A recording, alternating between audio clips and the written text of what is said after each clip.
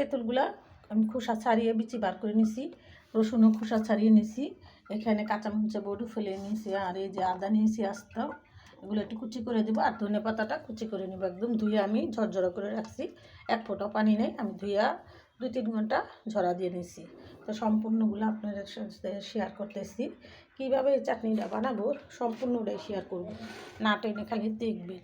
তো আমি ধনে পাতাটা কুচি করে নিই, ধনে পাতাটা কুচি করে নিলাম, একদম শুকনা দিবেন, এক ফোঁটা পানি দেবেন না, পানি দিলে কিন্তু লেটায় যাবে, তার জন্য কিন্তু আমি শুকনা করে ধনে পাতাটা ঝরঝরে করে নিলাম।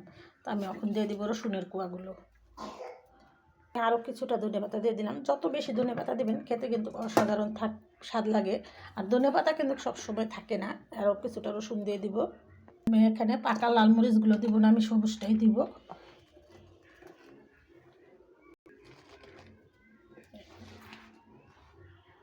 দিব তেঁতুল,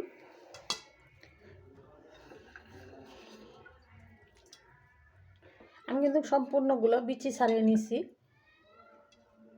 এখানে মোটা মোটা করে যে আদা কুচিটা নিয়েছি এটা আমি এখানে দিয়ে দিব, আর চিকন করে রাখছি এটা আস্ত দিব, এই রসুনটাও দিব, আর এই শুকনো মরিচগুলো দিব, এটা দিব ডেকোরেশনের জন্য, খুব সুন্দর দেখা যাবে তার জন্য। আর এটা আমি 5 মিনিট ভাপিয়ে নেব। তো 5 মিনিট ভাপাইতেছি, আপনারা না টেনে দেখবেন। আমার একটু নুন দিয়ে দিলাম, এখন চুলায় বসিয়ে দেব। এটা আমি 10 মিনিট ভাপিয়ে নেব, একদম সুন্দরভাবে শুকনো শুকনো করে।